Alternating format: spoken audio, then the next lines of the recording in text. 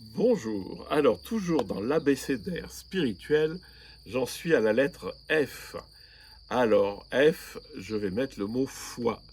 La foi, on en parle beaucoup dans la spiritualité, en particulier c'est très central dans la spiritualité chrétienne, mais pas que. Et là, il y a peut-être des choses à dire. Euh, la foi, donc là je vais parler dans le contexte chrétien, mais si vous connaissez d'autres contextes, vous comprendrez, je pense, le lien qu'il y a avec. La foi, en grec, pistis, ça fait référence à la confiance. Avoir confiance, avoir foi en. C'est se savoir s'abandonner à. Dans le christianisme, il y a deux compréhensions du mot foi qui sont dues à l'histoire du christianisme. Il y a celle que décrit Jésus et il y a celle qu'a compris Paul et les premières communautés chrétiennes. Et donc la distinction est assez simple, je vous la donne. Euh, dans le contexte paulinien, donc de Paul, la foi, c'est croire en, croire que. Si tu confesses dans ton cœur que Jésus est ressuscité, alors tu seras sauvé. C'est-à-dire qu'il y a un contenu de foi. Donc ce mot foi n'a rien à voir avec le mot foi que Jésus emploie. Je vais vous le décrire après, mais la foi dans le contexte chrétien a été compris comme une croyance. Vous trouvez ça dans l'Épître aux Hébreux.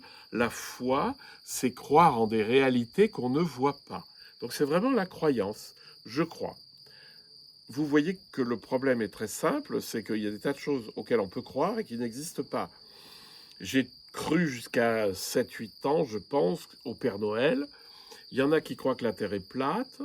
Il y en a qui croient que, etc. Enfin, on peut croire des tas de choses qui ne correspondent pas forcément à la réalité. Ça peut correspondre à la réalité, hein. Ça, c'est pas un problème. Mais c'est différent. Donc, euh, le christianisme a évolué dans une direction où on dit, voilà, il y a des contenus de foi, et si tu adhères à ce contenu de foi de tout ton cœur, alors tu seras sauvé. Et c'est d'ailleurs, il y en a une trace à la fin de l'évangile de Marc, par exemple, qui est une trace beaucoup plus tardive qui a été mise à la fin de l'évangile, qui n'est pas du tout ni de la même main ni de la même époque, et qui dit celui qui croira sera sauvé, et celui qui ne croira pas ne sera pas sauvé. C'est même pire que ça, je crois. Donc là, on fait d'un contenu de croyance la condition sine qua non du salut, c'est-à-dire de la vie en Dieu, ou de la perdition, c'est-à-dire de l'enfer éternel.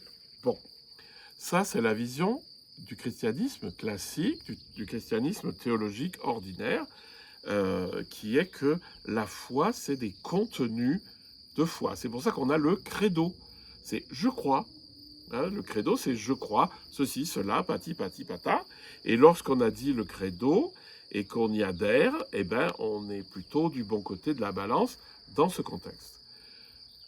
Mais c'est pas la même chose que ce que Jésus met sous le mot foi, même si c'est le même mot en grec, c'est pistis. Hein. Jésus a une autre conception du mot foi. Il utilise toujours le mot foi sans complément. C'est pas croire que, c'est pas croire en, voilà, c'est pas tout ça, c'est croire, avoir confiance, s'abandonner à Dieu. Et ça se voit dans plusieurs choses. Par exemple, dans l'apparition à Thomas, Jésus euh, est mort, il réapparaît, il se fait voir, il est vu, euh, il se manifeste, il apparaît, etc. Et Thomas n'était pas là et il dit, moi je ne crois pas. Jésus lui apparaît et, euh, et il lui dit, touche-moi, mets ton doigt dans mon côté, etc. Crois seulement, sois croyant. Et ça veut dire quoi? Symboliquement, c'est très net. C'est-à-dire que la foi, dans le sens de Jésus, c'est toucher Dieu. C'est en faire l'expérience. C'est-à-dire avoir cette intuition très profonde de cette présence et du coup avoir cette espèce de confiance dans laquelle on peut s'abandonner, hein. Et abandonner à Dieu, tout est possible, puisque c'est plus nous qui agissons, c'est Dieu qui agit en nous. Galates 2:20. Et donc c'est pour ça aussi que vous trouverez des choses qui sont assez compliquées à comprendre si vous êtes dans la compréhension de la foi, la compréhension religieuse de la foi. Quand il dit par exemple à Bartimée, ta foi t'a sauvé, on ne comprend pas bien parce que Bartimée, qu'est-ce que il va croire en quoi? Je veux dire, est-ce qu'il a récité un credo quelconque? Il n'avait pas encore été inventé, le credo, hein, ni même la Trinité, ni tout ça, ça n'existait pas. Donc, c'est ta foi t'a sauvé. Et en fait, il faut juste aller voir le grec, hein, c'est pas sauvé, c'est guéri. Et donc, si la foi, c'est toucher le divin, si c'est en faire l'expérience, ça devient très clair dans le cas de l'aveugle. C'est-à-dire ta confiance, le fait que tu touches en toi la réalité divine, la présence divine, te guérit parce que justement tu commences à voir.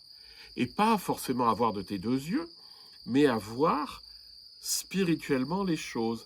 Et à partir de ce moment-là, Bartimée suit Jésus. Il se met à sa suite. C'est-à-dire qu'il devient disciple en fait.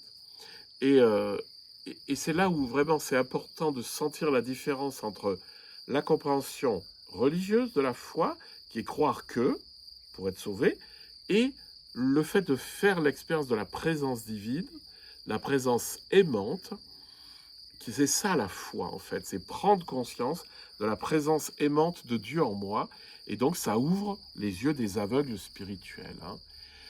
Lorsque Jésus, au baptême, il prend conscience de l'amour infini que Dieu lui porte, tu es mon fils bien-aimé, en toi j'ai mis tout mon amour, il fait une expérience de foi. Et c'est cette foi, c'est cette confiance infinie dans la présence divine qu'il transmet. C'est-à-dire qu'à partir du moment où Jésus a cette révélation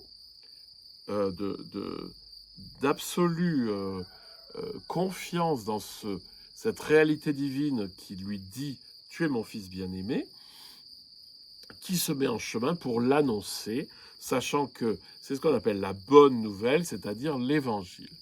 Voilà, donc c'était l'abécédaire à F. On en était au mot foi, qui est un mot très riche, mais faisons bien la distinction entre les deux compréhensions de ce mot. Bonne journée à vous.